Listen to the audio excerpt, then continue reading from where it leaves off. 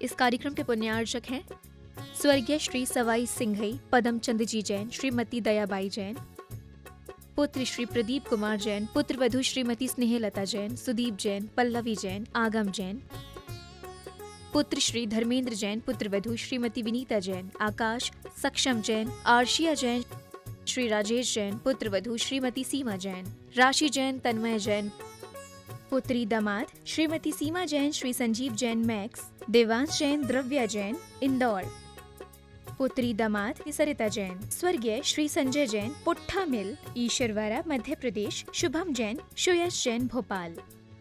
Firm Messrs Padamchand Shikharchand Jain, Begumganj, सागर मध्य प्रदेश, श्री सुधा सागर pulses Begumganj, सागर Madhya Pradesh, Shri Guruji traders Begumganj, सागर Madhya Pradesh, PS परिवार बेगमगंज, सागर मध्य प्रदेश।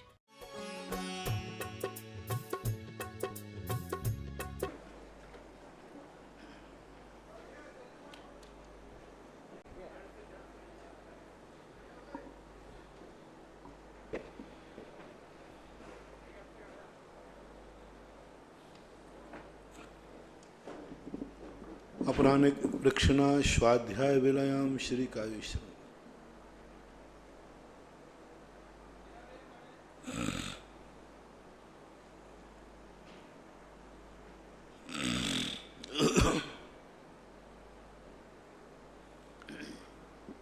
नमो अरिहन्ताणं नमो सिद्धाणं नमो आयर्याणं नमो वज्रायाणं नमो लोये सवसाहूणम्।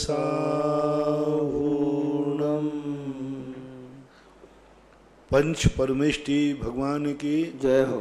आचार्य श्री गुरुवर कुंद कुंद महाराज की जय हो। आचार्य श्री गुरुवर विद्यासागर महाराज की जय हो। परम पूज्य निरापक मुनि श्री 108 सुधा सागर जी महाराज की जय हो। ललितपुर से आलोक मोदी की जिज्ञासा है, गुरुवर के चरणों में त्रिवार नमोस्तु। महाराज से मेरी जिज्ञासा है कि दर्शनोपयोग और मति ज्ञान का प्रथम भेद अवग्र, इन दोनों में अंतर को किस प्रकार समझे, कृपया उदाहरण सहित समझाने कृपा करें। इन दोनों में बहुत सूक्ष्म अंतर है। दर्शन में जो है मात्र है की अनुभूति होती है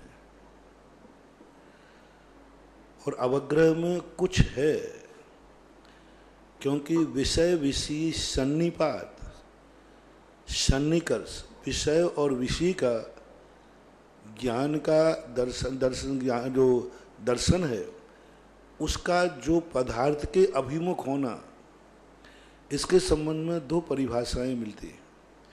एक परिभाषा है कि दर्शन जब विषय से सन्निपात करता है, सन्निकर्ष करता है, तो जो पहली बार में एहसास होता है कुछ है मात्र की अनुभूति होती है, तो उसके माध्यम से वह दर्शन जाता है। दूसरा बात पूज्यवर वीरसेन स्वामी महाराज ने ये परिभाषा भी बनाई है कि अंतर्ग्राही दर्शनम बाह्यग्राही ज्ञानम, बहिर्ग्राही ज्ञानम, यानी अंतर यानी जब उस पदार्थ को जानने का जो अभिमुख चेष्टा है, उस पदार्थ के अभिमुख होना, ये भी दर्शन की परिभाषा में आता है। और अवग्रह के अंदर व्यक्ति कुछ आगे बढ़ जाता है, विशेषता में कुछ है, लेकिन उसमें कुछ ना कुछ उसको एहसास होने लग जाता है, ऐसा प्रतीत होता है, प्रतीत होने लग जाता है कि ऐसा प्रतीति। दर्शन में प्रतीति की अनुभूति नहीं, दर्शन में है की अनुभूति हुई, और उसमें अपनी विशेषता को लेकर के प्रीति की अनुभूति होने लग जाती हूँ। और वो प्रीति की अनुभूति होती है तभी तो जिज्ञासा होती क्या है। हालांकि इतना सूक्ष्म अंतर है अपनी दृष्टि से, बाकी आगम की और सर्वज्ञ भगवान की दृष्टि से दर्शन में और अवग्रह में बहुत मोटा स्थूल अंतर है। दर्शन सामान्य को ग्रहण करता है, ज्ञान विशेष को ग्रहण करता है। विशेष यानी उसने पर्याय को पकड़ा है, उसने विशेषण को पकड़ा है, उसने विशेष को पकड़ लिया, यानी उसके मन में यह प्रतीत आने लगा कि यह की तरफ यह है, इसकी तरफ उसका अभिमुख हो गया। दर्शन में क्या है इसकी अभिमुख नहीं था, लेकिन अवग्रह में जो है उसकी तरफ उसका मोड़ हो जाता है, उसको एहसास होने लग जाता है। ऐसा ललितपुर से दीपाली मोदी, इनकी जिज्ञासा है महाराज श्री के चरणों में त्रिवार नमोस्तु। महाराज श्री अभी आदि पुराण का स्वाध्याय कर रहे हैं। आदि पुराण के प्रत्येक पर्व के अंत में एक बात आचार्य ने बार बार लिखी है कि व्रतों का पालन करते हुए ही मरण होना चाहिए। मेरी जिज्ञासा है, व्रतों का पालन करते हुए मरण होना चाहिए, यहाँ पर आचार्य ने बार बार ये बात लिखी हुई है। तो मेरी जिज्ञासा है कि कई जीव ऐसे हैं जो व्रतों का पालन तो करते हैं परंतु उनके अंदर कषायों की मंदता नहीं हो पाती, और दूसरी ओर ऐसे भी जीव हैं जिन्होंने व्रत तो नहीं लिए परंतु उनमें कषायों की बहुत मंदता देखी जाती है। ऐसे में इन दोनों में कौन श्रेष्ठ है? यदि कषायों की मंदता ना हो तो मात्र व्रत ग्रहण करने से कोई लाभ होता है कि नहीं? कृपया इसका बहुत अच्छा समाधान पूज्यवर नेमीचंद महाराज ने घोमरसार में दिया कि कषाय की तीव्रता है तो भी व्रति श्रेष्ठ है, और कषाय की मंदता है तो भी आवृत्तिपना श्रेष्ठ नहीं है। क्योंकि आवृत्तिपना, कषाय की मंदता है लेकिन वो आवृत्ति है, तो उसके अंदर में वह कहीं अपने दुर्गति आदि को प्राप्त हो सकता है। लेकिन वृत्ति है और कषाय की तीव्रता है। मान लीजिए वृत्ति होकर अनंतानुबंधी कषाय है, अनंतानुबंधी कषाय कह रहा हूं, मिथ्या दृष्टि है, अभव्य है। पूज्यपाद स्वामी इष्टोपदेश में भी इसी बात का संकेत करते हैं। अनंतानुबंधी कषाय का उदय है लेकिन वृत्ति है तो नियम से वह स्वर्ग ही जाएगा, देव ही जाएगा, नरक त्रियंच गति नहीं जाएगा। और यदि मान लीजिए वो आवृत्ति है और असंयम यदि मिथ्यात्व के साथ और बैठा हुआ है और उसकी अप्रत्याख्यानावर्णी कषाय है, तो भी उन्होंने कहा कि वह दशा वृत्ति द्रव्य वृत्ति की अपेक्षा, और उन्होंने उदाहरण दिया धूप से छाया भली। आवृत्ति धूप में बैठा हुआ है और द्रव्यलिंगी वृत्ति, भावों से रहित वृत्ति, कषाय की तीव्रता से युक्त वृत्ति छाया में बैठा हुआ है। इसलिए हमेशा सदा व्रतों की ही प्रशंसा की जाएगी। जैसे एक उदाहरण आता है कि एक व्यक्ति सिनेमा हॉल में गया, एक व्यक्ति मंदिर में गया। सिनेमा हॉल में जाकर वो मंदिर को याद कर रहा है, देखो मैं कहाँ फंस गया, मंदिर में रहता तो अच्छा था। और मंदिर में जाने वाला कहता मैं कहाँ फंस गया, पिक्चर देख रहा होता। तो इसमें अध्यात्म अंतरंग दृष्टि से तो पिक्चर हॉल में बैठा हुआ पुण्य कमा रहा है, बहुत अच्छा कर रहा है, क्योंकि उसका मन मंदिर में है, ये पाप कमा रहा है। लेकिन जब हम प्रवचन देंगे तो हम मंदिर को ही श्रेष्ठ कहेंगे, सिनेमा हॉल को नहीं। क्योंकि भाव और द्रव्य की जब तुलना की जाती है तो द्रव्य की प्रशंसा पहले होती है, क्योंकि द्रव्य में और भाव में दो अंतर हैं। द्रव्य यदि व्यक्ति का, एक दिन हमने बड़े विस्तार से बताया था कि व्यक्ति का भाव से व्रत नहीं है लेकिन द्रव्य से व्रत है, तो उसका कल्याण हो या नहीं हो, लेकिन वो सामने वाले को तो नहीं बिगाड़ रहा है। भाव नहीं है, बिल्कुल भाव नहीं है, लेकिन वो ऊपर से जीव को नहीं भाव कर लिया, मैं किसी जीव को नहीं मारूंगा, तो उससे एक फायदा हुआ, उसका कल्याण हो या नहीं हो, लेकिन एक जीव मरने से बच गया। तो द्रव्य व्रतों से कहीं ना कहीं हमें बहुत लाभ होता है। असंयम दशा जो होती है वो कितनी भी मंद कषाय हो जाए, लेकिन असंयम तो असंयम ही रहेगा। सदा व्रत ही प्रशंसनीय है, चाहे द्रव्य रूप हो अथवा भाव रूप। दिल्ली से मेघा जैन की जिज्ञासा है, गुरुवर के चरणों में कोटि कोटि नमन। महाराज श्री, मेरी जिज्ञासा है कि सम्मूर्छन मनुष्य क्या होते हैं? कृपया समाधान। सम्मूर्छन मनुष्य जो होते हैं वे अपने आप उत्पन्न होते हैं, संगी पंचेंद्री होते हैं, लब्धि पर्याप्तक होते हैं, उनको पर्याप्ति नहीं होती। आज वर्तमान में विद्वानों ने, क्योंकि उसके एक मुहूर्त के अंदर उनके 24 भव होते हैं, तो 2 मिनट लगभग ऐसा अंदाज आगम में नहीं मिला। ऐसा आगम में कोई मिनट के हिसाब से कुछ भी देखने को नहीं मिला।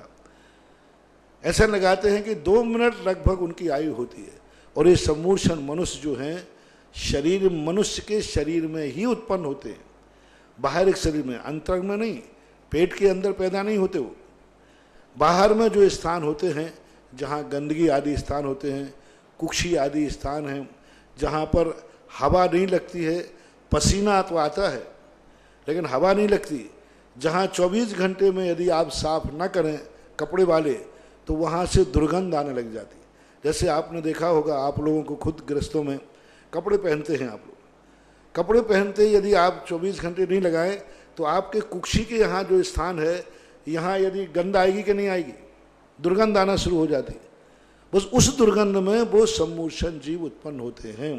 विशेष रूप से शास्त्रों में स्त्रियों का शरीर चूंकि 24 घंटे ढका हुआ रहता है, तो ज़्यादातर उनके शरीर में उनकी उत्पत्ति होती बाह्य शरीर में।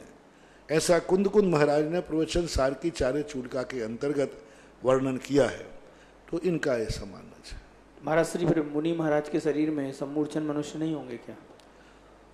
निषेध तो किया नहीं, लेकिन खुला हुआ रहता है इसलिए नहीं होंगे, क्योंकि हम लोगों का शरीर क्या है, पूरा खुला हुआ रहता है।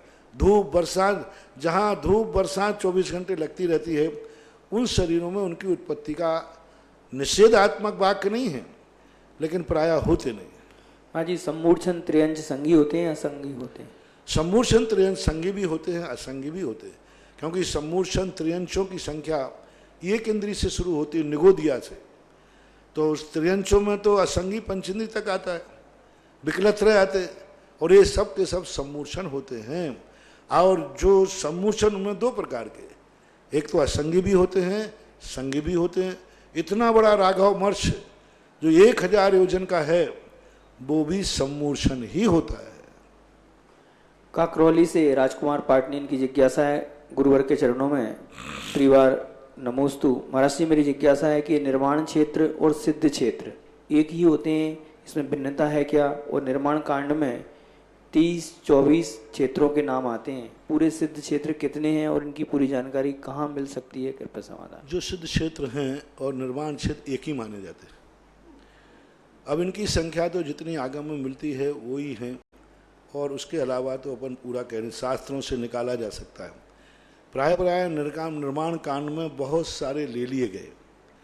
अब उसके बाद भी कुछ छूट गए हैं, कुछ जो हैं वो हो सकता है पूजपाठ स्वामी के समय पर उपलब्ध नहीं रहे हों। उन्होंने तो पूरा प्रयास किया है कि उन्होंने एक छोटे छोटे स्थानों को भी उन्होंने वर्णन किया, सामान्य केवलियों का भी उन्होंने वर्णन किया। अब उसके बाद इतिहास है, तो अभी इतिहास तो खोजने का विषय है। सारे भारत में कितने सिद्ध क्षेत्र हैं ये तो आप लोग ही खोज सकते हो। मेरे पास तो निर्माण कांड ही सबसे बड़ा प्रमाण है। उसमें जितने सिद्ध क्षेत्र हैं वे क्षेत्र, उनमें भी कई क्षेत्र आज उपलब्ध नहीं हैं, आज देखने में नहीं आते, लेकिन निर्माण कांड में वर्णन है। तो ऐसा आष्टा सीहोर से श्रीमती चंदा जैन की जिज्ञासा है, महाराज श्री के चरणों में त्रिवार नमोस्तु। महाराज श्री, कषायों का वासना काल कितना होता है और ये वासना काल किसे कहते हैं? कृपया समाधान। वासना काल की परिभाषा होती है किसी भी राग द्वेष की घटना घटने के बाद, और जब तक हम उसके प्रतिकार की भावना बना के रखेंगे। जैसे हमने किसी को सोच लिया कि इसको मारना है, पीटना है, गाली देना है, और बस ये भाव कर लिया और बस चल रहा है, हमने इसको कभी रिटर्न नहीं किया, तो जब तक हम ये भाव नहीं करेंगे अरे मैंने कहाँ का भाव कर लिया, छोड़ो, तब तक ये वासना काल चलता रहे। चाहे भले आप भूल गए, आप सो गए, आप भूल भी गए, आपको याद भी नहीं है कि मैंने क्या भाव किया था, तो भी वासना काल माना जाएगा, क्योंकि आपने संकल्प तो किया है उसको मारने का, लेकिन अब मैं नहीं मारूंगा ऐसा भाव आपने किया ही नहीं है, इसलिए वासना काल आप भूल गए, आपको याद नहीं है, लेकिन वासना काल चलता रहता है। किसी से अपन को राग हो गया, अब वो राग हुआ था भूल गए, लेकिन वो मन में राग पड़ा हुआ है, वो वासना काल है। यदि ये भाव आ गया, मैं कहाँ किस राग द्वेष के चक्कर में पड़ा हूँ। इसलिए गृहस्थ के लिए 24 घंटे में प्रतिक्रमण, पूजा पाठ ये क्यों गिनाए जाते? इसी वासना काल को तोड़ने के लिए। क्योंकि पूजा में तुम नियम से कहीं ना कहीं पढ़ोगे कहाँ के राग द्वेष में पड़ा है, कहाँ क्या मैंने द्वेष कर लिया है, मैं समाप्त करता हूँ। तो पूजा करते समय, विनय पाठ पढ़ते समय भक्तांबर आदि पढ़ते समय एक समय को भी अर्थ प्रत्यय आ गया कि जो मैंने राग द्वेष किए मेरा स्वभाव नहीं, वासना काल टूट गया। और यदि नहीं आया तो वासना काल पूरे जीवन भर चल सकता है। आगम के अनुसार गृहस्थ अविरत सम्य दृष्टि का वासना काल 6 महीने का होता है। अप्रत्याख्याना वर्णी का वासना काल 6 महीने। वृत्ति जो प्रतिमाधारी हैं उनका वासना काल अधिकतम 15 दिन। जो मुनिराज हैं इनका वासना काल एक अंतर मुहूर्त। एक अंतर मुहूर्त से ज्यादा यदि मुनि को किसी से भी राग द्वेष हो गया हो, किसी से भी, राग भी लेना द्वेष भी लेना, क्रोध भी लेना, मान भी लेना, माया भी लेना, लोभ भी लेना, हास्य भी लेना, रति भी लेना, अरति लेना, भय जुगुप्सा आदि कोई भी कसाय, कोई भी राग द्वेष संक्षेप में माने, हो जाता है, हो गया। यदि वो एक अंतर मुहूर्त के अंतर्गत उत्कृष्ट अंतर मुहूर्त यदि अपन ले भी लें तो 47 मिनट के अंदर अंदर यदि उसने अपना वासना काल नहीं संभाला, 47 मिनट के अंदर किसी के प्रति राग द्वेष को नहीं त्यागा, 47 मिनट के अंदर उसने ये नहीं कहा अरे मैं कहाँ उलझ गया, क्या लेना देना, ठीक है, इसके कारण मैं अपना मुनि पद थोड़ी खराब कर दूंगा, इसके कारण से मैं अपना मुनि पद नष्ट कर दूंगा, नहीं। तो वो क्या करेगा, तुरंत वो कहेगा अरे मुझे राग द्वेष हो गया, मैं छोड़ता हूं। इसलिए प्रतिक्रमण 3 बार करता है मुनिराज। और ये वासना काल का प्रतिक्रमण तो मुहुर्मुहुर, हर अंतर मुहूर्त में व्यक्ति को, मुनि को बुद्धिपूर्वक, जब राग द्वेष बुद्धिपूर्वक किया है तो वासना काल को भी बुद्धिपूर्वक ही छोड़ना पड़ेगा। महाराज हमें तो राग गुस्सा आ गया था, राग जाग गया था, लेकिन अब तो मैं भूल गया क्योंकि प्रतिक्रमण में बैठ गया, आहार को चला गया, सामायिक करली भूल गया। नहीं, राग द्वेष बुद्धिपूर्वक किया था तो बुद्धिपूर्वक ही तुम्हें संकल्प करना पड़ेगा मन में, अब से मैं इससे राग द्वेष भाव छोड़ता हूं, ये मेरा स्वभाव। यदि ऐसा उसने नहीं किया तो 47 मिनट के बाद मुनि धड़ाम से गिर करके नीचे गुरुस्थान में आ जाएगा। 15 दिन में नहीं किया तो नीचे आ गया, 6 महीने में नहीं किया तो मिथ्या दृष्टि हो जाएगा नियम से।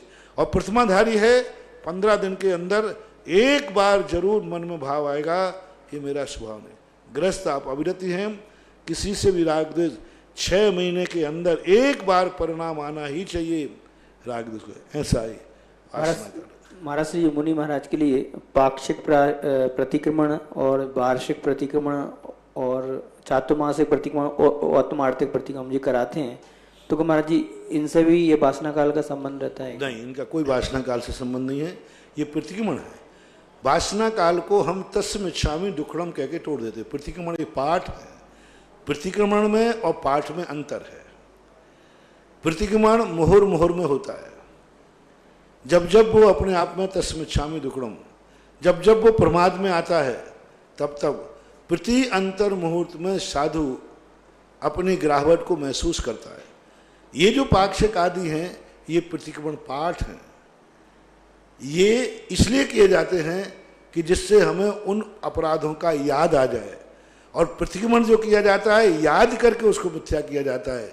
इसलिए इन प्रतिक्रमणों का वासना काल से कोई भी संबंध नहीं है, क्योंकि ये तो बहुत मुश्किल है, ये तो अपराध का है, राग द्वेष का नहीं। अपराध में और राग द्वेष में अंतर है, ये बात ध्यान रखना। वासना काल होना और अपराध होना अलग चीज है। अपराध किसी से कोई गलती हो गई, अपना खुद का व्रत टूट गया, अपनी इरिया समिति टूट गई, भाषा समिति टूट गई, ऐषणा समिति में चूक हो गई, ये कहलाता है अपराध। मूल गुण में छूट गया, झूठ बोलने में आ गया, हिंसा आदि कोई बात हो गई, ये सारे कहलाते हैं अपराध। इनसे वासना काल नहीं बनता। मान लीजिए आज अपराध किया है और अपराध करने के बाद प्रतिक्रमण नहीं कर पाया, चूक गया, 15 दिन में चला गया, तो ये तो अपराध के काल में आएगा।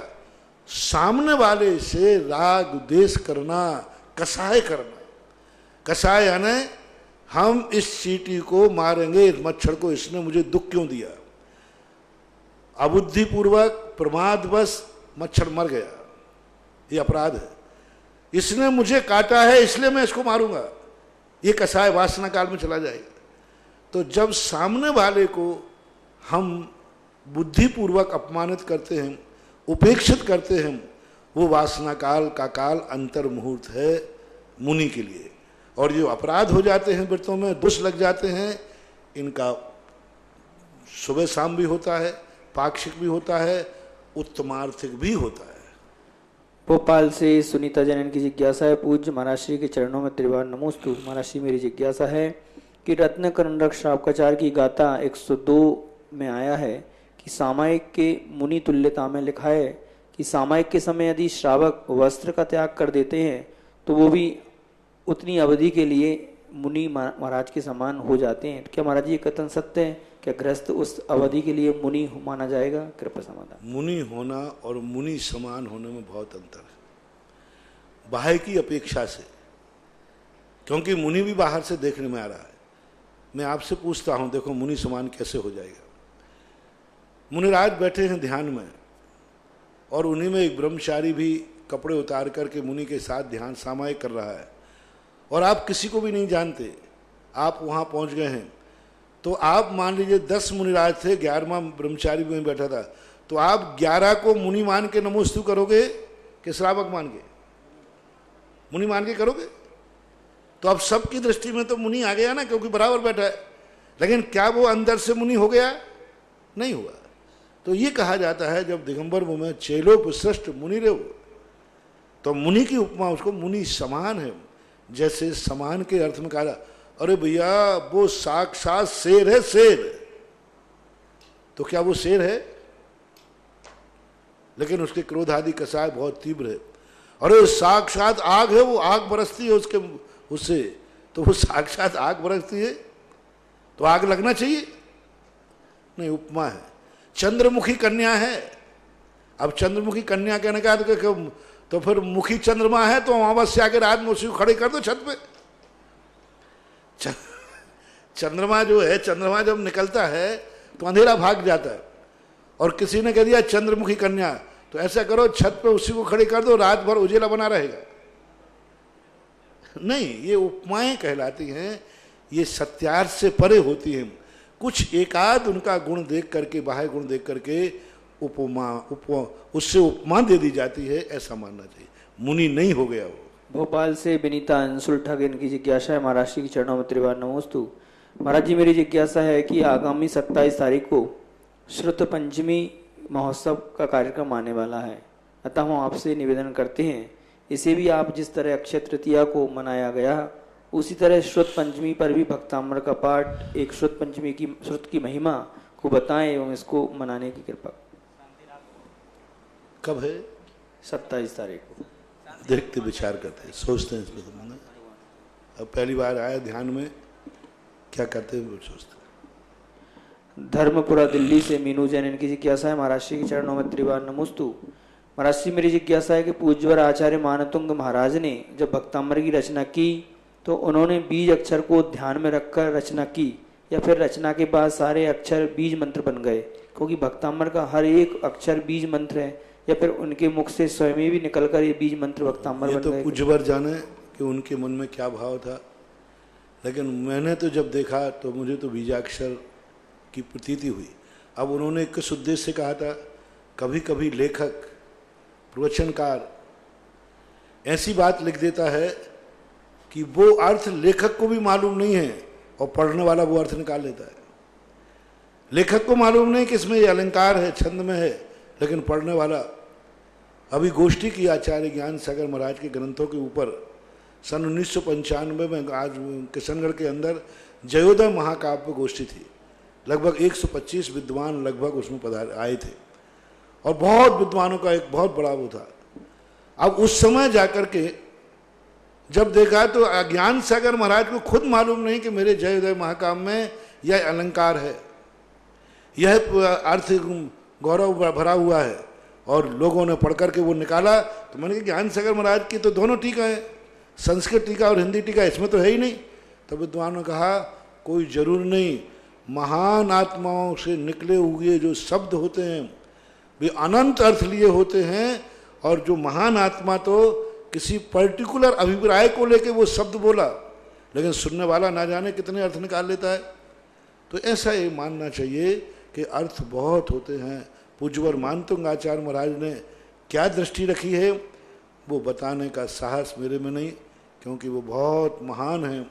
उनकी अंतर की गहराई को मैं नहीं नाप सकता, उनकी ऊंचाई को मैं नहीं नाप सकता। जयपुर से साक्षी सोनी, इनकी जिज्ञासा है, गुरुवर के चरणों में त्रिवार नमोस्तु।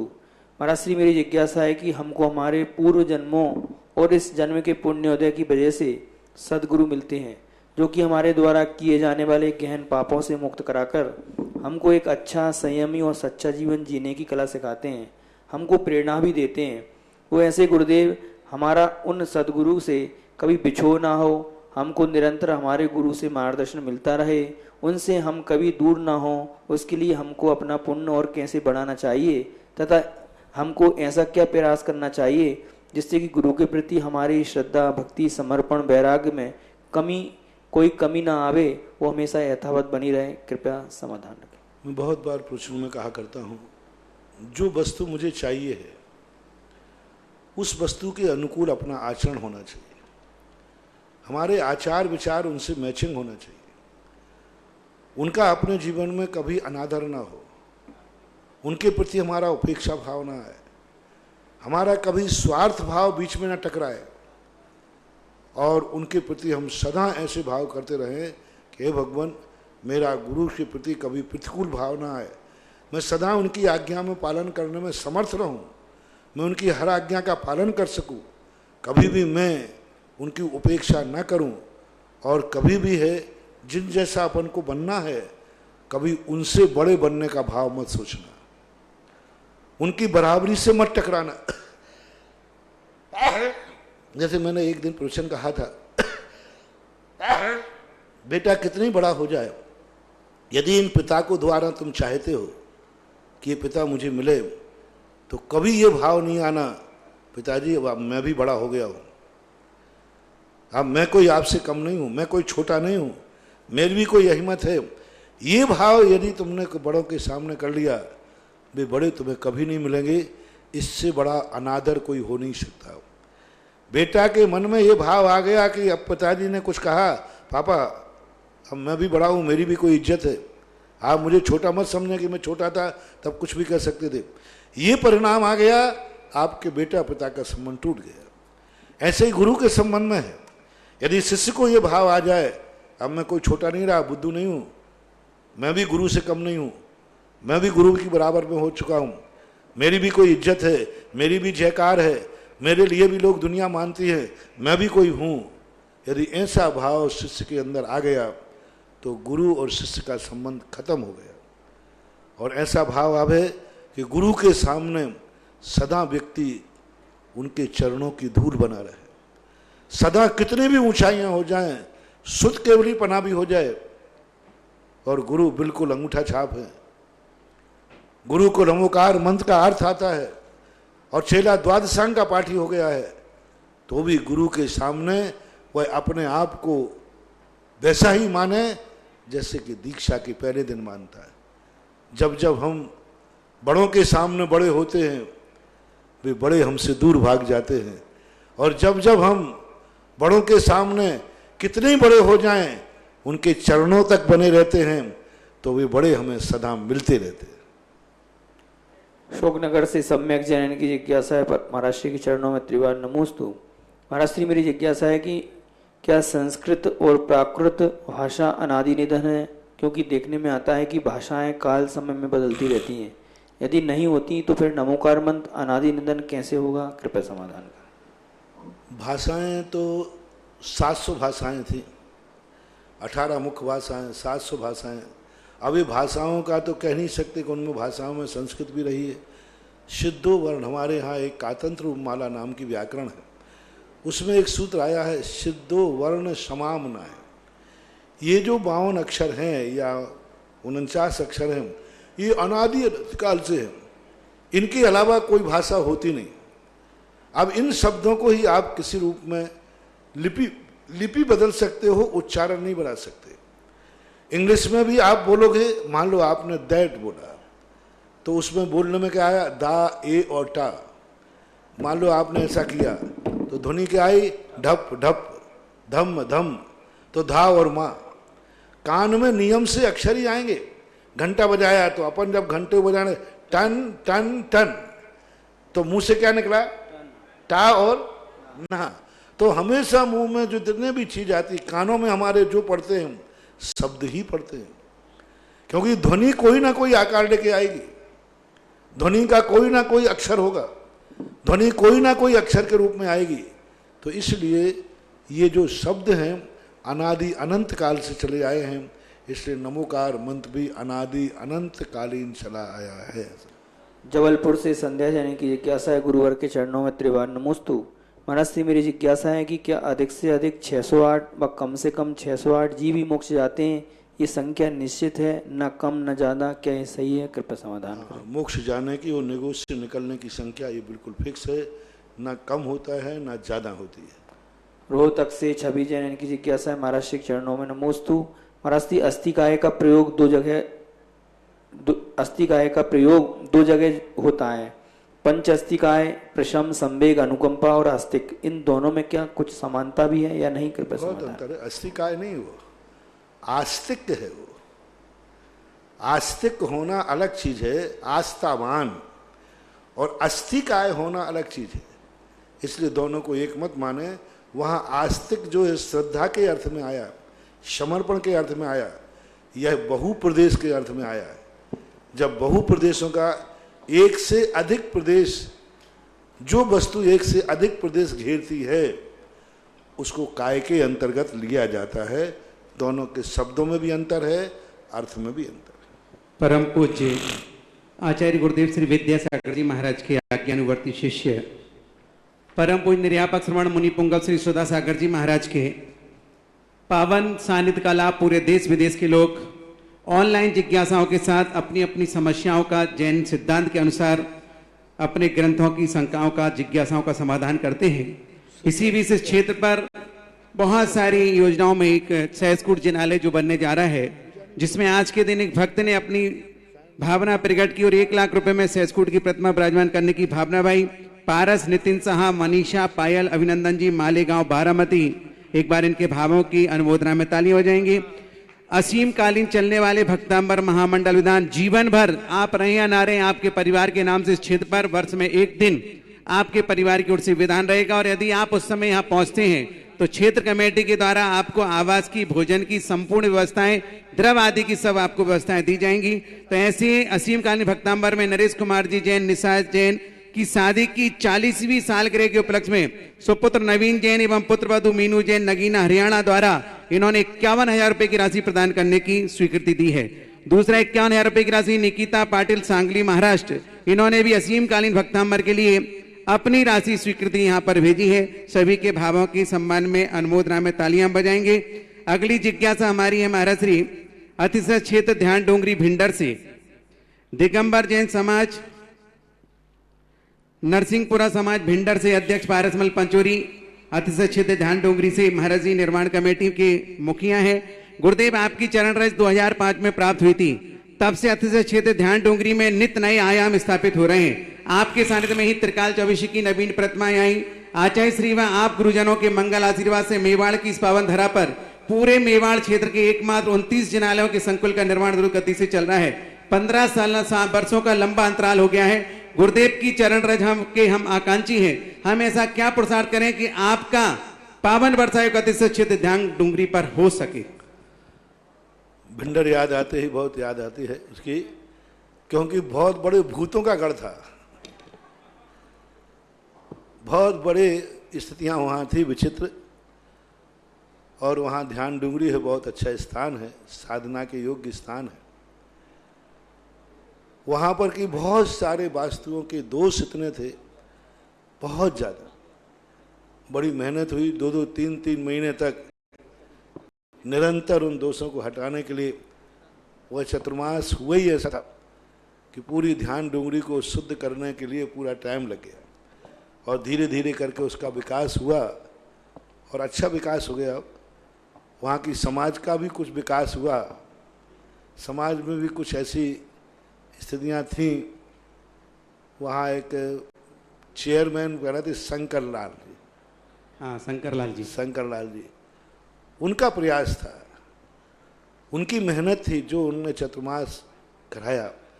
बहुत सारे लोगों ने बड़े बड़े धुरंधरों ने कई प्रकार की विपरीत बातें की, तो उन्होंने कहा आप क्या कर रहे हैं, महाराज आएंगे तो ये हो जाएगा वो जाएगा। उन्होंने कहा सब हो जाए तो हो जाए, लेकिन मुझे तो महाराज मिल जाएंगे, ये शब्द उन्होंने कहा था। और भिंडर की समाज में बहुत अच्छे समर्पण मुनि भक्त समाज है, बहुत समर्पण समाज है, शादियों के प्रति बहुत अच्छी। अब वहाँ के लिए और वहाँ पर भिंडर की बात करें, हाँ भिंडर, तो वहाँ के और अब वहाँ पर बहुत अच्छा 24 आदि भी ध्यान डोंगरी, हमारे संघ के महाराज एक और प्रमाण सागर जी का चतुर्मास भी शायद चतुर्मास भी हुआ था ना, हाँ वहाँ नहीं प्रमाण सागर जी भी प्रमाण गए थे सागर, ना, हाँ, प्रमाण चातुर्मास सागर के बाद गए थे। नहीं, जो कुछ भी हुआ हो हमारे संघ के साथियों का। और वहाँ बाजू में एक सालड़ा भी है जहाँ मूर्तियाँ निकली थी, वो क्षेत्र का है। तो वो अब चातुर्मास आदि कब कहाँ कैसा होगा वो तो युग की बात है। अगली जिज्ञासा है मंदसौर से पवन कुमार अजमेर एडवोकेट। गुरुवर के चरणों में नमोस्तु। हे गुरुवर, क्या जिनालय में मूल वेदी पर अभिषेक पूजा की क्रिया न करके किसी अन्य वेदी पर अभिषेक पूजन करने से क्या श्रावक की दैनिक क्रियाएं पूर्ण मानी जाएंगी? मानी जाएगी। नहीं, 7 जिनालय में वर्तमान शासन नायक भगवान महावीर स्वामी का अभिषेक होना आवश्यक है या नहीं? नहीं, कोई जरूर नहीं। अगली जिज्ञासा है मुनिश्री के चरणों में त्रैवा नमोस्तु। मुनिश्री ऋषि मंडल स्तोत्र के रचयिता कौन है? श्रीमती बिमला जैन गुना से निवेदन करें। कौन के? ऋषि मंडल स्तोत्र के। ऋषि मंडल स्तोत्र बड़ा विचित्र है। लोगों ने ऋषि मंडल विधान को स्त्रोत को नाना प्रकार के रूप में परिवर्तित कर दिया। उसके रचयिता नहीं है क्योंकि वो संग्रहित है और संग्रह किया गया। प्रीति जैन उज्जैन से गुरुवर के चरणों में नमोस्तु। महाराज श्री, अविरत सम्यक दृष्टि और दर्शन प्रतिमा धारक में क्या अंतर है?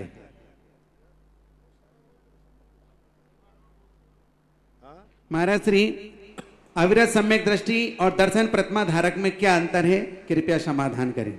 अब इस संबंध में बहुत सारे विचार हैं। अविरत सम्यक दृष्टि ही है, लेकिन मैं ये मानता हूँ कि अविरत सम्यक दृष्टि जो पंचम गुण स्थान में जाने का अभ्यास करता है उसे दर्शन प्रतिमा कहते हैं।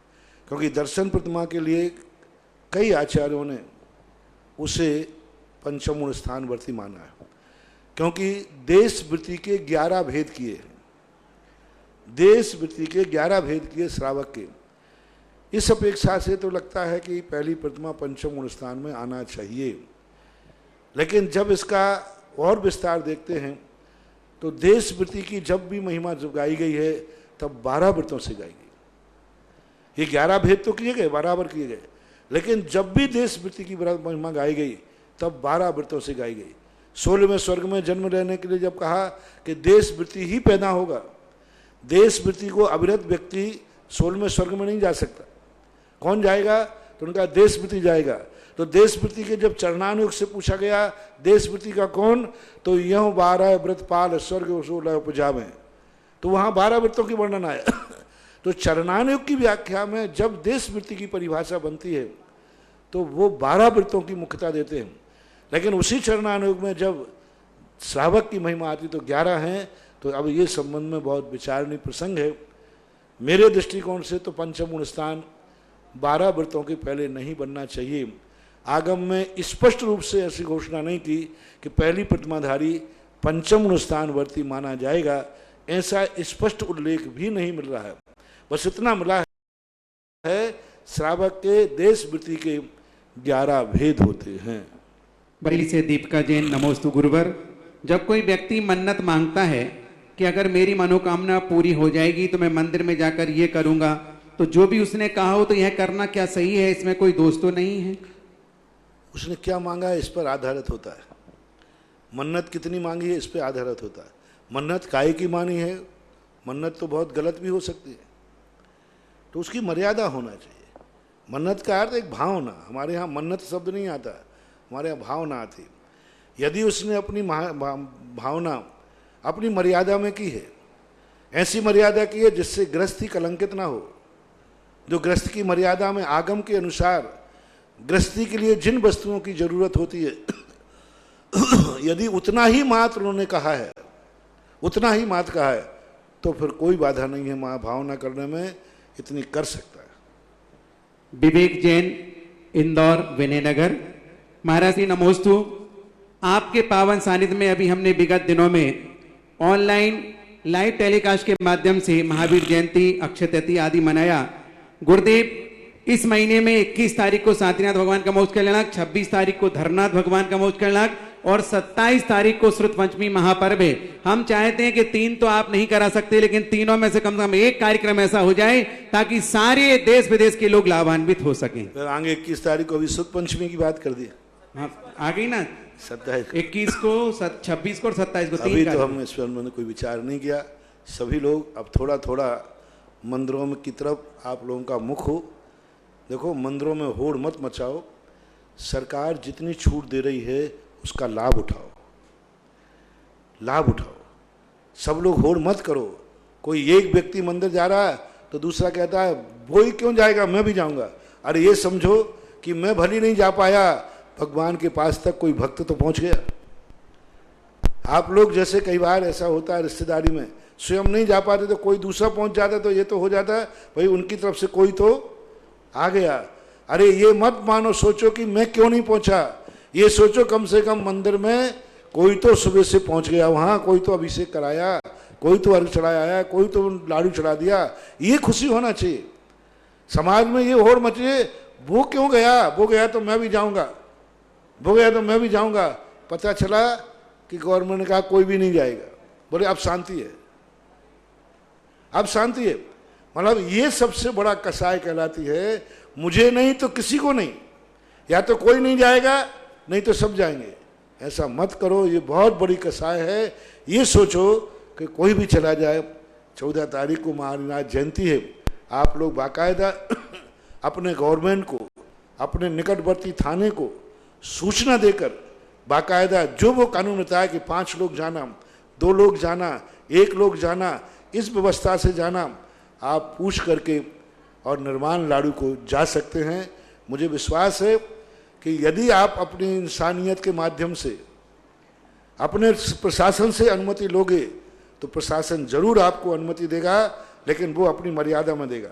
वो क्या 5 लोग जाना लेकिन दूरी रख के जाना, 5 लोग जाना मुख को बंद करके जाना, तो कानून आप माने तो शायद मुझे दिखता है, ऐसा लग रहा है कि आप यदि, लेकिन उसका उल्लंघन नहीं करना।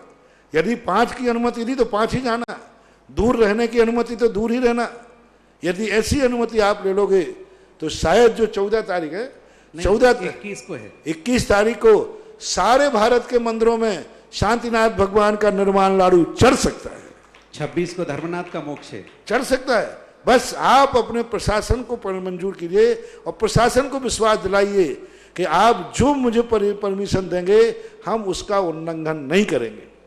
तो प्रशासन बहुत अपने प्रति वफादार है, बहुत सॉफ्ट है। बस उसकी भी इज्जत रखो। वो जो कुछ भी कर रहे हैं सब अपने लिए तो कर रहे हैं, अपने लिए कर रहे हैं, तो अपन उनका साथ दें और बड़े अच्छे से कहें कि हमारे लिए आप क्या व्यवस्था है। आप अपने अपने यहाँ थानेदार से पूछिए, जो भी आपका कोतवाली एसपी से, कि भाई मेरा एक कार्यक्रम आ रहा है, इस दिन मैं क्या करूं, तो वो आपको सलाह देंगे कि आप 2 व्यक्ति चुन लीजिए, उसका हमें फोटो दीजिए, जो भी आईडी वगैरह है वो दीजिए। वे 2 व्यक्ति सुबह जाएंगे और लड़ाऊ चढ़ा के वापस आ जाएंगे। तो ऐसी व्यवस्था बनाओ, अच्छी तरह सीखो। नमोस्तु गुरुदेव। कथन जैन नारेली से। गुरुदेव, मेरी जिज्ञासा है कि प्रथमादि नरकों से निकलकर जीव क्या मोक्ष प्राप्त कर सकते हैं? क्या क्रम है? 7वें नरक में आने वाला जीव सम्यक धारण कर सकता है क्या? समाधान करें। कल भी इस प्रश्न का खुलासा किया था, इसको और स्पष्ट समझ लें। 7वां नरक एक ऐसा नरक है जहां पर व्यक्ति बहुत संक्लेशित होता है। 7वें नरक में रहने वाले नारकी सम्यक दर्शन प्राप्त कर सकते हैं, क्योंकि उनके 2 सम्यक दर्शन की उपलब्धि, एक प्रथमोपम सम्यक दर्शन भी 7वें नरक में हो सकता है, 6उपम भी हो सकता है। लेकिन वहां से निकलने वाला जीव चूंकि अति निकृष्ट त्रियंशों में जन्म लेता है, तो नियम से वह मिथ्या दर्शन के साथ ही जन्मता है। 7वें नरक का निकला हुआ जीव मति ज्ञान, श्रुत ज्ञान, अवध ज्ञान, सम्यक मिथ्यात, सम्यक दर्शन और देश संयम आदि ये प्राप्त नहीं कर सकता। मति ज्ञान भी प्राप्त नहीं होगा, देश संयम भी नहीं, सम्यक मिथ्यात्व भी प्राप्त नहीं करेगा। तो आप प्रश्न उठा सकते हो कि फिर दूसरा गुण स्थान प्राप्त कर सकता है? दूसरा तो इसलिए प्राप्त नहीं कर सकता कि वहां से निकलने वाला जब सम्यक दृष्टि ही नहीं होगा तो दूसरे गुण स्थान में जाएगा कैसा? क्योंकि दूसरे गुण स्थान तो सम्यक दर्शन होने के बाद आसाधना का गुण स्थान है। तीसरा गुण स्थान भी प्राप्त नहीं कर सकता, क्योंकि इसलिए तीसरे गुण स्थान को विवक्षित किया पूज्यवर अकलंक स्वामी ने श्री राजवार्तिक में, क्योंकि तीसरा गुण स्थान डायरेक्ट मिथ्यात्व से भी तीसरा हो सकता है, उसे सम्यक दृष्टि होना जरूरी नहीं। तो तीसरा गुण स्थान भी सातवां गुण स्थान वर्ती, यानी सम्यक मिथ्यात्व को, देश संयम को, सम्यक्त को, अवध ज्ञान को, मति ज्ञान को, शुद्ध ज्ञान को, इन 6 प्रत्ययों को वो प्राप्त नहीं कर सकता। शेष इसके ऊपर वाले हैं वो तो प्राप्त करेगा ही नहीं, क्योंकि वो तो संयम के प्रत्यय है। छठवें नरक का व्यक्ति जो है, जीव जो है, वहां से निकलने वाला जीव इन 6 को तो प्राप्त कर सकता है। मति ज्ञान भी प्राप्त कर लेगा, शुद्ध ज्ञान भी प्राप्त कर लेगा, अवध ज्ञान भी प्राप्त कर सकता है, और देश संयम भी प्राप्त कर सकता है, और सम्यक मिथ्यात्व गुण स्थान भी प्राप्त कर सकता है। क्योंकि सम्यक दर्शन प्राप्त कर रहा है तो सम्यक मिथ्यात्व प्राप्त कर ही लेगा। इसके बाद 5वें नरक से निकला हुआ जीव यदि मनुष्य बनता है तो ये 6 प्रत्यय उसको मिलेंगे, साथ में वो सकल संयम भी धारण कर सकता है, मुनि बन सकता है, और मुनि बनने के साथ मुनि बन करके मनः पर्याय ज्ञान भी प्राप्त कर सकता है। 5वें नरक का नरक, लेकिन मोक्ष नहीं जाएगा। चौथे नरक से निकला हुआ जीव इन 6 प्रत्ययों के साथ साथ मनः पर्याय ज्ञान भी प्राप्त कर सकेगा, यानी मति, श्रुत, अवधि, मनः पर्याय ज्ञान, सम्यक मिथ्यात्व, सकल संयम और केवल ज्ञान भी प्राप्त कर सकता है। चौथे नरक का निकला हुआ व्यक्ति केवल ज्ञान भी प्राप्त कर सकता है। तीसरे नरक का निकला और दूसरे और पहले नरक के जीव सब पहले वाले प्रत्यय तो करेंगे ही करेंगे, साथ में तीर्थंकर प्रकृति का भी बंद कर सकता है, लेकिन बलभद्र, नारायण, चक्रवर्ती आदि नरक से निकला हुआ जीव नहीं बन सकता।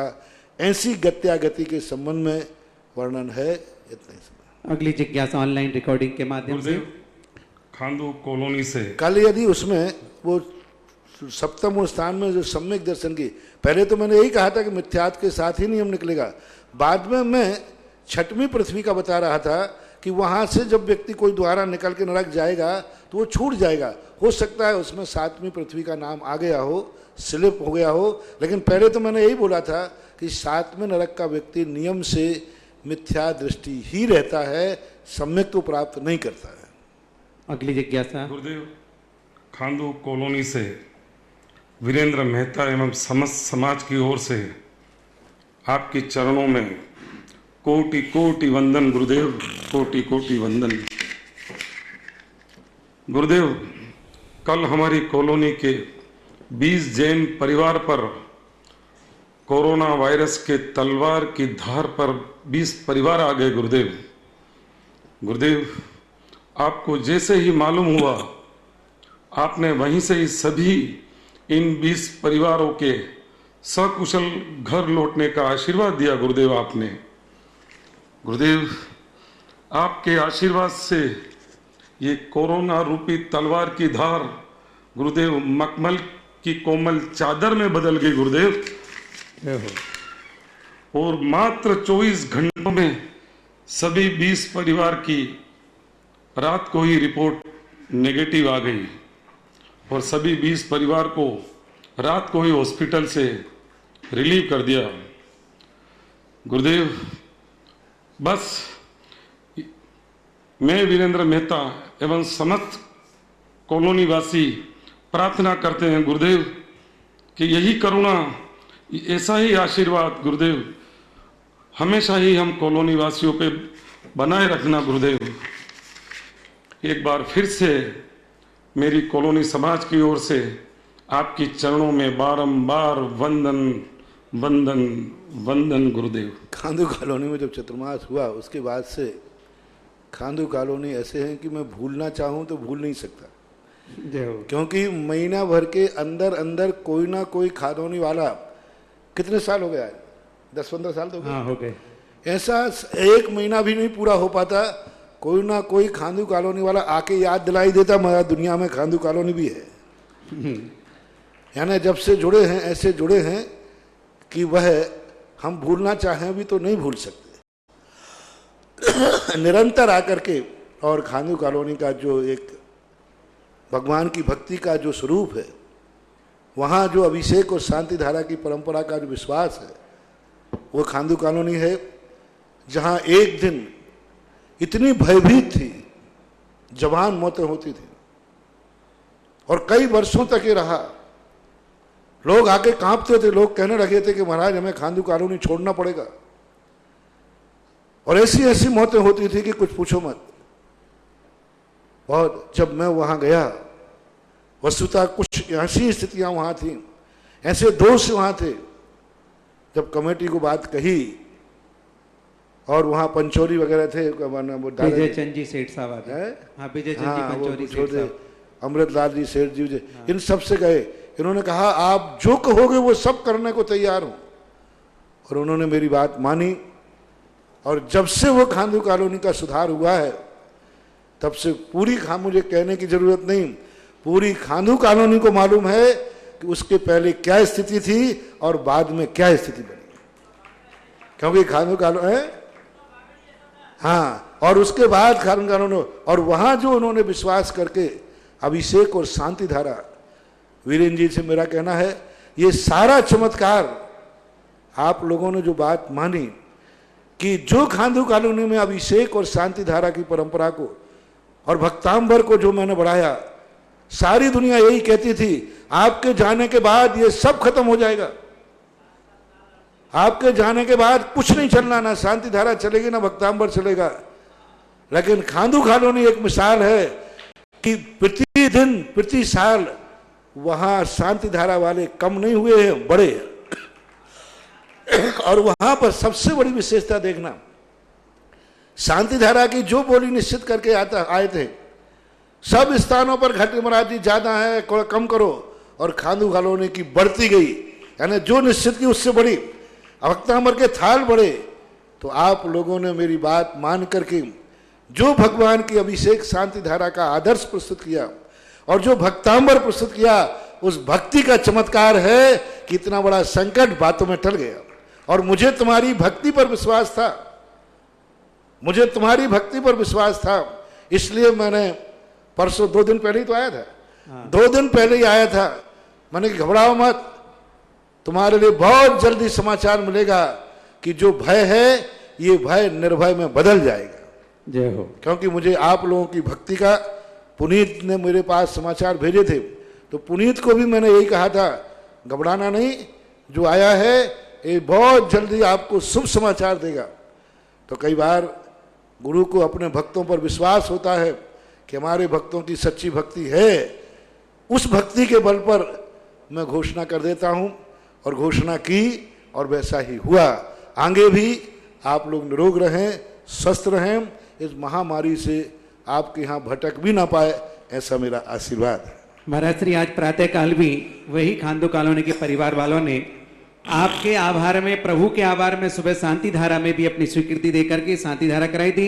एक बार ऐसे भक्तों के सम्मान में पूरा देश तालियां बजाई जो भगवान पर श्रद्धा रखते हैं, गुरु पर पक्की श्रद्धा रखते हैं। अगली जिज्ञासा ऑनलाइन रिकॉर्डिंग। नमोस्तु महाराज जी, नमोस्तु नमोस्तु नमोस्तु। मैं चारू जैन, कैलिफोर्निया यूएसए से। मेरा प्रश्न है महाराज जी कि अगर हम अपने श्वासोच्छ्वास के साथ सांस लेने और छोड़ने के साथ नमोकार मंत्र को जोड़ लें और या प्रयास करते रहें, तो इसका हमारे भावनात्मक और शारीरिक तौर पर जो लाभ होगा उसके बारे में थोड़ा जानना था। अगर हो सके तो आप कृपया समाधान दीजिए। बहुत बड़ा लाभ है, क्योंकि श्वास पर इसलिए नमोकार मंत्र को भेजा जाता है कि श्वास एक हवा का रूप लेती है, और उस हवा के साथ यदि हम नमोकार मंत्र पढ़ेंगे तो जब नमोकार मंत्र हमारे अंदर जाएगा तो वह नमोकार मंत्र, वह हवा, क्योंकि हवा हमारे शरीर को स्वस्थ रखती है, ऑक्सीजन हमारे शरीर को, आत्मा से हवा का कोई संबंध नहीं है, आत्मा को ऑक्सीजन श्वासोच्छ्वास से कोई मतलब नहीं है। लेकिन आत्मा और शरीर का जो गठबंधन है, आत्मा और शरीर को जो जोड़े रहता है वो श्वासोच्छ्वास होता है। श्वास बंद हो जाती है, आत्मा शरीर अलग हो जाते हैं। श्वास चलती रहती है, आत्मा शरीर जुड़े रहते हैं। तो एक इतना बड़ी शक्ति है ये हवा, और उस हवा में यदि हमने नमोकार मंत्र जोड़ दिया तो ये संबंध शरीर और आत्मा का ऐसा बना रहेगा कि आत्मा से शरीर दुखी नहीं होगा और शरीर से आत्मा दुखी नहीं होगी, क्योंकि उस ऑक्सीजन के ऊपर, उस श्वास के ऊपर हमने नमोकार मंत्र को स्थापित कर दिया। जब हम निकालते हैं उसको, जब हम निकालते हैं तो निकलते समय वह कार्बन निकलती है, लेकिन जब वह मंत्र के साथ निकलेगी तो वह हमारी जो निकली हुई कार्बन है वो भी जहाँ जहाँ तक जाएगी उस नौकर्म को ठीक करती है। श्वास पर बैठा हुआ नमोकार मंत्र मात्र हमें ही स्वस्थ नहीं रखता, हमारे मन को ही स्वस्थ नहीं रखता, ये कोसों किलोमीटर दूर रह करके अपने आत्मीय जन को भी स्वस्थ रख सकता है। कोसों दूर रख करके नमोकार मंत्र के श्वास के माध्यम से यदि मैं अपने अपने व्यक्ति को, इष्ट व्यक्ति को या कोई व्यक्ति है उसको ध्यान करके और श्वास के माध्यम से नमोकार मंत्र पढ़ के और उस व्यक्ति का स्मरण करके हम यदि ध्यान करते हैं तो यहाँ बैठे बैठे किलोमीटर या देश से विदेश में भी हम अपनी एनर्जी वहाँ भेज सकते हैं। सामने वाला यदि जागरूक है, सामने वाले की परिणति ठीक है, तो अब वो जाकर कैच कर सकता है। तो ये बहुत बड़ी परंपरा है। इसलिए नमोकार मंत्र किसी भी अवस्था में, हमारे शरीर के ऊपर भी नमोकार मंत्र के ध्यान बताए गए। मस्तिष्क पर, सिर के ऊपर, ललाट पर अहंत का, गले में आचार्य का, सीने में उपाध्याय का, नाभि में साधु का, ये स्थान ध्यान के बताए गए। अनंत सिद्ध भगवान को कहाँ ध्यान करें? मस्तिष्क पर। यहाँ ध्यान करने से अनंत का ललाट पर, तो ये जो अंग पंचपरमेष्टि के ध्यान दिए, इससे शरीर का बहुत बड़ा संबंध होता है। इनसे आत्मा का सामान्य रूप से ध्यान करने से ठीक है, आत्मा की परिणति बन जाएगी, लेकिन हमें शरीर को आत्मा से जोड़ के रखना है। शरीर और आत्मा की मैचिंग बनी रहे, दोनों एक मैचिंग बने रहे, एक आचार विचार के बने रहे। आत्मा स्वस्थ, शरीर स्वस्थ, शरीर स्वस्थ हो आत्मा स्वस्थ। तो इसको जोड़ने के लिए हमें ये भगवान के स्थान दिए गए। यहाँ बैठ करके भगवान को बैठा कर हम ध्यान करते हैं। मान लो सिद्ध भगवान को बैठा कर हम सिर के ऊपर ध्यान करते। एक बार 10 लाख क्षण पर्व में मैंने 5 परमेष्टि का 10 दिन तक ध्यान कराया था, और मस्तिष्क में हमने कहा सिद्ध भगवान को, उनका कलर भी दिया, रेड कलर, उनके बीजाक्षर दिए थे, 8 या 7 या 9 अक्षर थे उनके, वो दे करके और ध्यान कराया था। तो यदि हम वहाँ ध्यान करते हैं तो हमारा मस्तिष्क संबंधी क्रियाएं, मस्तिष्क संबंधी सारी चीज़ें एनर्जिस्ट होती है। ललाट पे करते हैं तो हमारी जो प्रतिभा है, हमारी जो नकारात्मक दृष्टि है, हमारी जो बुरे विचार आते हैं, उन पर प्रभाव पड़ सकता है। आचार्य परमेष्टि को करते हैं तो हमारी जो अंदर से एनर्जी, वाणी, जो कुछ भी निकलता है वो सब उपाध्याय को हमें प्रकाश मिलेगा, ध्यान मिलेगा। नाभि केंद्र सबसे बड़ी ताकत है, पूरे शरीर का केंद्र है। और नाभि केंद्र पर यदि हमने साधु को बैठा दिया, नाभि केंद्र पर यदि हमने साधु का ध्यान किया, जो पूरा का पूरा बड़ा ध्यान है अभी संचित, तो हमारे पूरा का पूरा केंद्र होता है। तो ये पंच परमेष्टि के नाना प्रकार के ध्यान करने की प्रक्रियाएं हैं, ये बड़ी प्रभावकारी हैं। बंधु, देश में तो देश में, लोग विदेश में भी ऑनलाइन जिज्ञासा भेज रहे हैं। ऐसा स्वाध्याय हम सबका होना चाहिए। अगली जिज्ञासा पुनः रिकॉर्डिंग के माध्यम से। श्रवण मुनि श्री सुधा सागर जी के चरण कमलों में ब्रह्मचारी उत्कर्ष का कोटि कोटि नमोस्तु। मुनि श्री जी तिलोई परिणति में लवण समुद्र के मध्य भाग में 1008 पातालों का निरूपण आता है तथा शुक्ल और कृष्ण पक्ष में लवण समुद्र के जल की वृद्धि हानि में इन पातालों के मध्य में स्थित जो जल और वायु है उनका चंचलापन कारण बताया गया है। इसके बाद कालोदधि समुद्र को पातालों से रहित बताया गया है। तो क्या मुनि श्री जी इनमें पाताल नहीं है, तो क्या इनमें अमावस और पूर्णिमा के दिन जल की हानि वृद्धि नहीं होती होगी? दूसरा मुनि श्री जी, पश्चिमी प्रशांत महासागर में एक 212 सही 1/2 योजन लंबा और 5 सही 3/4 योजन चौड़ा एक मैरियाना ट्रेंच नाम की जगह है। इनको पातालों को विवर कहा गया है, अतः ये ट्रेंच भी उन्हीं विवर रूप है जो गड्ढे स्वरूप है।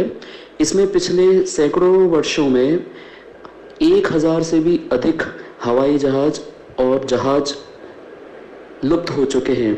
इनका कई स्रोतों से पता लगाने की कोशिश की गई है, लेकिन इनका अभी तक पता नहीं पड़ा कि वे जहाज आखिर कहाँ जाते हैं। तो क्या मुनिश्री जी ये उनमें से एक तो नहीं हो सकते हैं, पर क्या जो पाताल होते हैं, क्या ये पाताल जैसा ही कोई व्यवस्था यहाँ पर भी हो सकती है? कृपया समाधान कीजिए। नमोस्तु। पहली बात तो लवण समुद्र के अंदर ही विवरों का वर्णन मिलता है। कालोदरी समुद्र के संबंध में कोई चर्चा नहीं है, लेकिन ढाई द्वीप के बाहर तो है ही नहीं, क्योंकि वहाँ के समुद्रों में स्थिरता रहती है, क्योंकि वो भोग भूमि के संबंध में है। जघन्य भोग भूमि जहाँ रहती है वहाँ की स्थितियाँ रहती हैं कि उनमें कोई उतार चढ़ाव नहीं रहता है। लेकिन लवण समुद्र के संबंध में जो है, ये बराबर जो ज्वार भाटे होते हैं, और जो आपने चर्चा की कि हजारों यान समा गए, उन पर अपना विकल्प उस पर जा सकता है। लेकिन बस इतना सा टारगेट नहीं मिल पा रहा है कि ये जो विवर हैं ये हमारे आर्यखंड से कितनी दूरी पर है, कहाँ है। पहले तो हम लवण समुद्र ही अभी सिद्ध नहीं कर पा रहे कि ये जो अपने पास हिंद प्रशांत महासागर वगैरह हैं, ये मूल लवण माने जाएं या उप लवण समुद्र माना जाए, क्योंकि उस लवण की जो वेदिकाएं बनाई हैं, उस लवण पे जो किनारों के तट बनाए हैं, वो तट आज कहीं भी पूरे लवण समुद्र में कहीं भी देखने में नहीं आ रहा है। समुद्र के किनारे पर जो वेदियां हैं, जो तट बनाए हैं, समुद्रों के तट से पानी कितना दूर रहता है, वो भी उल्लेख हमारे शास्त्रों में है, त्रिलोक सार वगैरह में। तो वो जो अपने यहाँ लवण समुद्र का जो व्यू आया है, भौगोलिक रचना जो है, वो आज के इस समुद्र से घटित नहीं हो रही है। इसलिए ये कहना कठिन है कि वो विवर वही है, लेकिन जिस ढंग से उसकी व्यवस्था बता रहे कि विज्ञान वहाँ तक नहीं पहुँच पा रहा है, तो लगता है कि कुछ विवर यहाँ पर उपलब्ध हों, यानी वो होल हों। बिल्कुल बराबर आपका जो विकल्प है वो विकल्प किया जा सकता है कि शायद लवण समुद्र का कोई अंश यहाँ हो और वो उसका अंश बना जाए। अगली जिज्ञासा। परम पूज्य निर्यापक श्रमण के चरणों में हम सबका कोटिसा नमन। मुनिश्री जिज्ञासा है कि आचार्य उमा स्वामी जी महाराज ने 7वें अध्याय के 11वें सूत्र में मैत्री, प्रमोद, कारुण्य, माध्यस्थ ये 4 भावनाएं बताई हैं। 5 व्रतों की भावनाओं के साथ इन भावनाओं की यहाँ क्या आवश्यकता थी? क्या ये भावनाएं भी व्रतों को दृढ़ करने में मदद करती हैं या सम्यक्त को दृढ़ करने में मदद करती हैं? स्पष्ट करें। नमोस्तु महाराज। दोनों बातें हैं। भावना तो हमेशा भावना भव नाशनी, जाकी रही भावना जैसी, सो देखी मूरत तिन तैसी। भावनाओं के बिना तो कुछ मिल ही नहीं सकता। जब तक हम भावनाएं नहीं करेंगे तब तक हम वहाँ तक पहुँचने की बात कैसे सोचेंगे। तो जैन दर्शन सबसे पहले भावना पर जोर देता है। जितने ये ध्यान है पिंडस्थ पदस्थ रूपस्थ आदि, ये भी भावना ही आत्मक है कि भावना भाव कि मैं ऐसा हूँ, मैं ऐसा हूँ। जितना आज अपन ध्यान करते हैं सब भावनात्मक ही है। तो भावना जब रहती है तो एक दिन हमें उसकी उपलब्धि हो जाती है। तो इस सम्यक दर्शन को भी दृढ़ करते हैं। मैत्री, प्रमोद, कारुण्य, माध्यस्थानी, ये सारे के सारे सम्यक दर्शन को दृढ़ करते हैं और हमें आगे व्रतों को तरफ बढ़ने की प्रेरणा देते हैं। कोई भी व्यक्ति जिस क्लास में रहता है उसी क्लास में रहने की भावना नहीं करता। भावना 2 प्रकार से होती है। जहाँ मैं हूँ उससे नीचे न गिरूँ, जहाँ मैं हूँ उससे आगे बढ़ूँ। 2 ही भावना रहती है। दोनों ही भावनाओं को महत्वपूर्ण देना है। हम इससे नीचे नहीं गिरें, एक भावना होती है, और जहाँ मैं हूँ उससे आगे बढ़ूँ। 4थी क्लास वाला हमेशा ही सोचता है कि भगवान अगली साल में इसी में न रह जाऊँ, आगे बढ़ूँ। तो ये जो व्रतों की भावनाएं दी जाती हैं, इनके 2 पर्पस हैं। जो व्रत लिखते हैं स्थैर्यार्थम, यानी उनमें स्थिरता प्राप्त करने के लिए और आगे बढ़ने के लिए, ये 2 विचारधाराएं होती हैं। बराबर इनसे होता है। अगली जिज्ञासा रिकॉर्डिंग। भक्तांबर स्तोत्र में आचार्य मानतुंग महाराज कहते हैं कि हे भगवान, आपका स्तवन करने से तो संसारिक प्राणियों के दुख दूर निश्चय से होते ही हैं, किंतु जो अज्ञानी हैं, मंद बुद्धि हैं, अगर वो जीव आपका स्तवन नहीं भी कर पाए, आपके नाम की चर्चा ही करें, तो भी निश्चय से उन जीवों के दुख दूर होते हैं। उसी प्रकार हे गुरुवर, आपके साक्षात दर्शन करने से तो हमारे भवों के दुख दूर होते ही हैं, किंतु आपका नाम लेने से, आपका चिंतन करने से भी हम अज्ञानी प्राणियों के दुख दूर होते हैं। ऐसे परम उपकारी गुरुवर के चरणों में कोटि कोटि नमोस्तु। गुरु जी, मेरी जिज्ञासा है कि सम्यक दर्शन, सम्यक ज्ञान और सम्यक चारित्र, ये आत्मा के गुण हैं या गुणों की पर्याय हैं? और यदि ये आत्मा के गुण हैं तो इनको मोक्ष मार्ग क्यों कहा, मंजिल क्यों नहीं कहा? कृपया समझा दीजिए। ये आत्मा के गुण नहीं हैं, गुणों से प्रकट हुई पर्याय है। पूज्यवर वीर सिंह स्वामी ने धवला की 12वीं पुस्तक के अंदर स्पष्ट रूप से किया, सम्यक दर्शन जो है श्रद्धा गुण की पर्याय है। गुण शब्द का प्रयोग उन्होंने किया है। ज्ञान गुण की पर्याय जो सम्यक ज्ञान की, तो ये गुण नहीं है, गुणों की पर्याय है। और पर्याय सदा व्यतिरेकणी होती है। पर्याय जो है आती है और चली जाती है। इसलिए सम्यक दर्शन ज्ञान चारित्र ये साधन रूप पर्याय है। गुणों की वस्तु में 2 पर्याय निकलती हैं, एक साधन रूप और एक साध रूप। एक पर्याय और निकलती है बाधक रूप। 3 पर्याय निकलती हैं।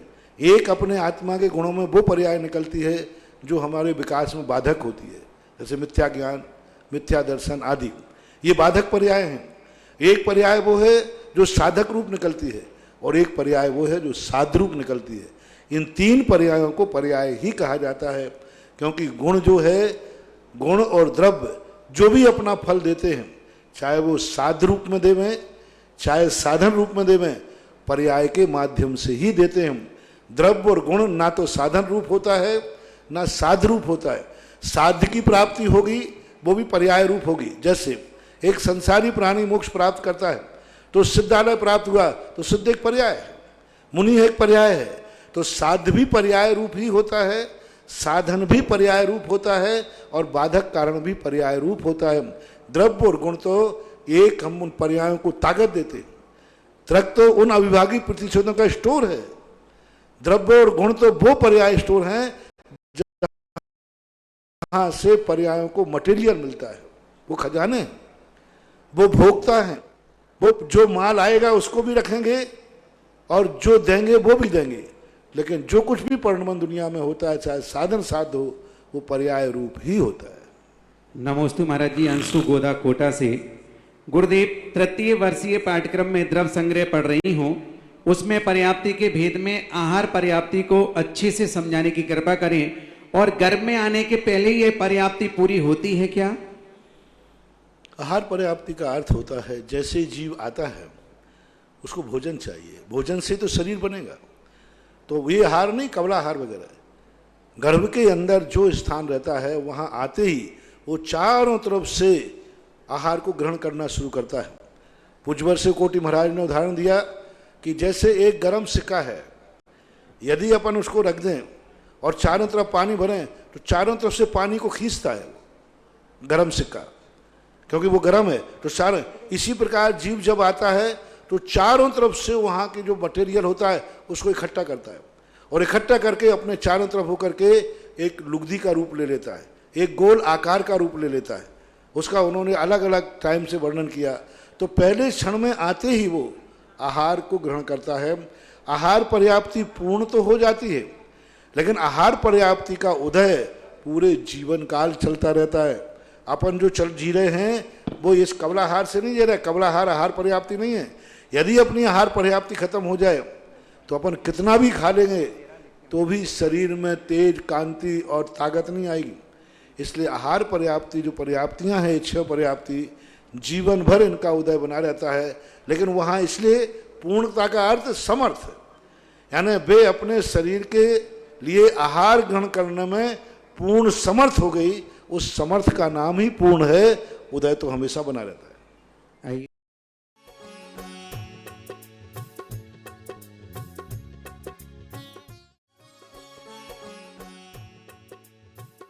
इस कार्यक्रम के पुण्यार्चक थे स्वर्गीय श्री सवाई सिंघई पदमचंद जी जैन, श्रीमती दयाबाई जैन, पुत्र श्री प्रदीप कुमार जैन, पुत्र वधू श्रीमती स्नेहलता जैन, सुदीप जैन, पल्लवी जैन, आगम जैन, पुत्र श्री धर्मेंद्र जैन, पुत्र वधू श्रीमती विनीता जैन, आकाश सक्षम जैन, आर्शिया जैन, श्री राजेश जैन, पुत्र वधू श्रीमती सीमा जैन, राशि जैन, तन्मय जैन, पुत्री दामाद श्रीमती सीमा जैन, श्री संजीव जैन मैक्स, देवांश जैन, द्रव्या जैन, इंदौर, पुत्री दामाद सरिता जैन, स्वर्गीय श्री संजय जैन, पुट्ठा मिल, ईश्वरवाड़ा, मध्य प्रदेश, शुभम जैन, सुयश जैन, भोपाल।